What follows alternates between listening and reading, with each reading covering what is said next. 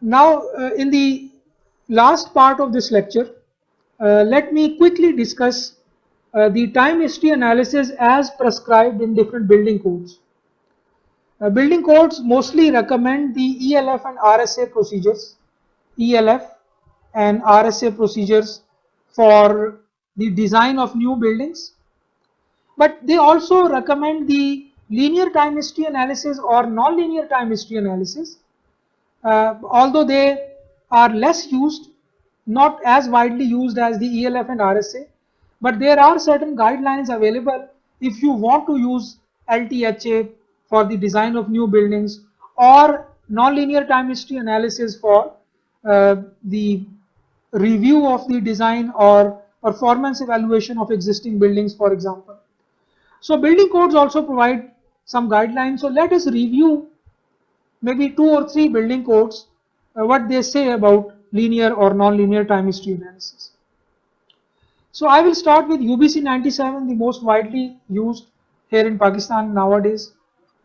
So the UBC 97 has guidelines for the selection, modification and application of ground motions if you want to go for linear time history analysis or non-linear time history analysis. Obviously, this part where you select, modify or apply ground motions, this part is common in both LTHA and NLTHA. The difference is from structure side. Structure is linear in LTHA and a structure is non-linear in NLTHA. So obviously when they say time history analysis, it means that these guidelines are for both linear and non-linear time history analysis. So for example, the very first guideline is about the number of horizontal ground motions which should be used for a particular analysis. UBC 97 says not less than 3 recorded events. So what we do is that we actually go for the past recorded earthquakes. We extract them from or download them from different international databases. We modify them so that they start representing the future ground shaking at our site, and then we apply them in our LTHA or NLTHA, or we use them as our UG dot dot vector. Okay, so it's not that we directly download a particular UG dot dot and then apply it directly. We first select based on certain strict criteria, that itself is a detailed process. Then we modify them after selection. We modify them and we make sure that they represent the future ground shaking at our site, and then we finally use them as UG dot dot at our site. So how you should select? UBC 97 says that appropriate time histories, means UG dot dot, shall have magnitudes, fault distances, source mechanisms that are consistent with those that control the design basis earthquake or maximum capable earthquake at your site. So you select such that those ground motions should have the same magnitude range which is expected at your site. You should select such that the faulting mechanism for those past earthquakes should match with those what are expected at your site. The source to site distances and all other parameters, they should match with your site. So the selection criteria should be developed based on a very comprehensive study of the seismicity of your site. Where 3 appropriate recorded ground motion histories are not available, you can also use simulated ground motions. They are also sometimes called as artificial ground motions. This is itself a separate area. You can also produce or artificially create ground motions for the purpose of linear or non-linear time history analysis, and this is you should do if the appropriate past recorded earthquake are not available. If they are available, you should use those ones because they are the actual earthquake which were experienced at a particular site. Now for each pair of horizontal ground motion components, the SRSS of the 5% damped site spectrum, site specific spectrum of the scaled horizontal components shall be constructed.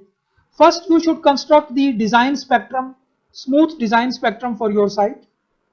That should be the SRSS of the two components. It should have a damping ratio of 5%, because each earthquake have two horizontal components. Each component will have a separate spectrum. Okay, so basically the target spectrum should be SRSS of the two spectrum. This is design spectrum from a building code, design spectrum. Now when you download a particular ground motion which pass your criteria, that ground motion will also have a spectrum. That will not be smooth. That will be a very rough kind of a irregular kind of a spectrum. Now you have to basically make these two consistent. Design spectrum is basically representing the level of seismic hazard at your site, and this spectrum is representing the actual as recorded condition or as recorded uh, properties or shape of that particular ground motion. So this is design spectrum, this is the actual spectrum of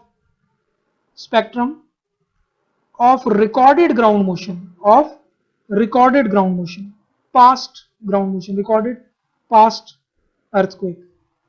So now these should be compatible. Actually they should match. The actual recorded spectrum should be as close as the design spectrum. If we get a ground motion which have a spectrum which resembles or very close to the design spectrum, then we say that okay, this ground motion is now ready, this ground motion actually represents a future expected ground motion at our site, because future ground motion is represented or characterized by a design spectrum. So the motion shall be scaled such that the average value of the SRSS spectra does not fall below 1.4 times the 5% damped spectrum. So actually what you should do is that you should scale up or scale down the actual recorded earthquake, so that its spectrum should go up or down. And it will not be one spectrum, it will be two spectrum. One will be one horizontal component, other will be the other horizontal component. And you can also construct their SRSS spectrum. So you should multiply the actual earthquake, recorded earthquake, with a number to make it up or down, such that that you get the SRSS of the components spectrum, which should be around we should not be less than 1.4 times of the design spectrum. So this is a guideline, and this one we will get into more detail in next lecture about the selection and modification of ground motions. But this is the guideline from UBC 97, that you should apply a factor to your recorded past ground motion such that the SRSS of the ground motion spectra of the two components should be at least 1.4 times, should be not less than 1.4 times of the design spectrum, in a time period range which is 0.2 t to 1.5 t, where t is the time period of the first mode time period of the structure. So this is, let's say, t. So 0.2 to 1.5, in this range, in this particular range, the recorded past earthquake spectrum SRSS of the two components should not be less than 1.4 times of the dBE level spectrum at your site. If this condition is fulfilled, now this UG dot dot is ready to be used in the time history analysis. So it means that UBC 97 says that you should apply a scale factor to your actual ground motion. It should be less than 1 or greater than 1, depending upon where the actual spectra is compared to the design spectrum. If your design spectrum is like this, then you should apply a factor greater than 1 to bring it up such that it fulfills that condition. If already the actual recorded earthquake have a spectrum which is higher than the design spectrum, then you should bring it down so that it start representing the seismic hazard at your site. And one more guideline about the linear time history analysis is that each pair of time histories shall be applied simultaneously to the model, considering torsional effects. If I go back and I show you the load case for any linear time history analysis, it can be linear model or linear direct integration. Here you have to select the acceleration and u1 direction and then ug dot dot. Now we know that each earthquake have two horizontal ug dot dot. Let's say one is ug dot dot 1 and other is ug dot dot 2. Okay, these are the two horizontal components of the same ground motion, same earthquake. So UBC 97 is that you should apply both of these components to your structure at the same time, because actually actual earthquake, both of these components were applied to all the structures simultaneously. These are the components of the same ground shaking. So therefore what you will do is that you will make two cases. Load name, here you have to select the direction of a particular ground shaking. So first select U1 and apply UG dot dot 1, first component of earthquake in U1 direction. And at the same time click on this add, and in the U2 direction apply UG2 in the U2 direction. So basically now you are applying the two horizontal components which are perpendicular to each other in the two horizontal directions of building which are also perpendicular to each other in x and y directions. So first component is applied in the x direction, second component at the same time is applied in the y direction. So the building is being shaken in both directions simultaneously. Okay. Now this is the load case 1. What you can do is that you can make another load case 2, and select, you just reverse the directions. In u1 direction you apply ug2 dot dot, because this can also be one case, and in the u2 direction you apply ug1 dot dot. Okay, so now in the x direction you apply second component, and the y direction you apply first component, because you don't know that which component of the earthquake will be in x or y direction. So you entertain both cases. So this will be your load case 1, and this will be your load case 2 for the same earthquake. So which means for one earthquake, one ground motion with two components, you will have two cases if you want to apply both components simultaneously as recommended by UBC 97. But for some special applications, you can also apply U1 separately also, and U2 in another load case separately also, if you want to just see unidirectional response of the building. For load case 1 and load case 2 now, both x and y direction responses will be extracted from each of the load case 1 and 2. But if you want to apply, if you make a load case in which you only apply U1 and one component of ground motion, you will see that all the major responses will only be in U1 direction, x direction of the building, and very less responses will be developed in U2 direction, unless the building is irregular. In that case, even U1 earthquake will produce significant responses in U2 direction. So UBC 97 guides us that we should apply each pair of the horizontal time histories simultaneously to our structure. We should consider three-dimensional effects also. Torsional effects mean that you should construct a model which can develop torsion, which means a three-dimensional model. And then it says that the parameter of interest shall be calculated for each time history analysis. If 3 time history analyses are performed, then the maximum response of the 3 should be extracted. If you, for example, use 3 ground motions to carry out the linear or non-linear time history analysis, then extract the responses which are maximum of these 3. But if you use 7 or more ground motions, then use average of those 7. Average of the peak response. For example, if you carry out 7 ground motions, you can get 7 displacement envelopes peak displacements from 7 ground motions. Then you take their average and then use that average line for any decision making. But if you use 3 ground motions, then take their peak value. This is guideline from UBC 97. This is about the extraction of results after the application of ground motions. So if you go for elastic response history analysis, you should apply R factor, you should apply I factor, just like the ELF and RSA procedures. But if you go for nonlinear time history analysis, then there is no need for R factor, I factor. The model itself is nonlinear. It can handle all the effects of nonlinearity itself. So no need of R factor and I factor and all other code prescribed factors. So nonlinear response history analysis can be used for design review. Code doesn't recommend it for the design of new buildings. It can be used for design review. It can be used for to justify a structural design or for design review of a lateral load resisting system. Reviewing the development of site-specific spectrum and ground motion time histories.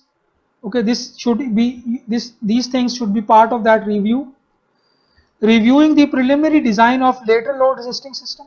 Obviously, this first part is related to selection and modification of ground motions and development of ground motions basically for the purpose of nonlinear time history analysis. We will discuss that in next class. And reviewing the final design also using time history analysis. So these are the uses of nonlinear time history analysis as recommended in UBC 97. Let's quickly have a review of IBC 2000 also. IBC recommends these 3 procedures in dynamic analysis. Modal response spectrum analysis is included as a dynamic analysis in IBC 2000. And then you have rigorous dynamic analysis, linear and nonlinear time history analysis. So there are certain modeling guidelines that these are some of the things which you should take care of while modeling your structure for the purpose of linear and nonlinear time history analysis. So I will directly go to the guidelines about the application of earthquake ground motions. So similar to UBC 97, you should have a design spectrum first for your site, and then you should make sure that your earthquake ground motions have a spectrum which is compatible to your design spectrum.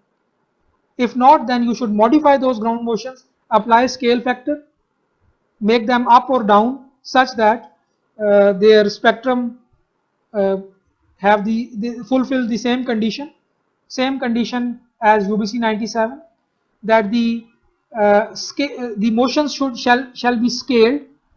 You should bring them up or down such that the average value of the SRSS spectra, SRSS of both horizontal components, is not less than 1.4 times the 5% damped spectrum of 2/3 of the maximum considered earthquake. 2/3 of the MCE level is considered as the DBE level. Design basis earthquake in the IBC 2000 onwards is 2/3 of the MCE level. So you should make sure that your actual earthquake is scaled such that that its SRSS spectrum is not less than 1.4 times the DBE spectrum in this range for periods from 0.2 T to 1.5 T. Each pair of time histories shall be applied simultaneously, same thing. And if you use 3 ground motions, use the maximum response value of the 3. If you go for 7 or more ground motions, then go for the average value. So 3 ground motions, maximum response produced by these 3. Use that for design decision making or any decision making. If you go for 7 or more, then go for average value. Now the latest performance based design guidelines, they now recommend 11 ground motions and go for average value. So similar to the UBC 97, if you go for the elastic response spectrum analysis, you will apply R factor, I factor. You will also apply the CD factor to the displacements. Okay. And in the UBC 97 there was no CD, but you have to multiply uh, the displacement by 0.7 times R. So this can be considered as the CD for UBC 97. So CD is only applied to displacement and displacement related responses, but R and I are applied to all responses.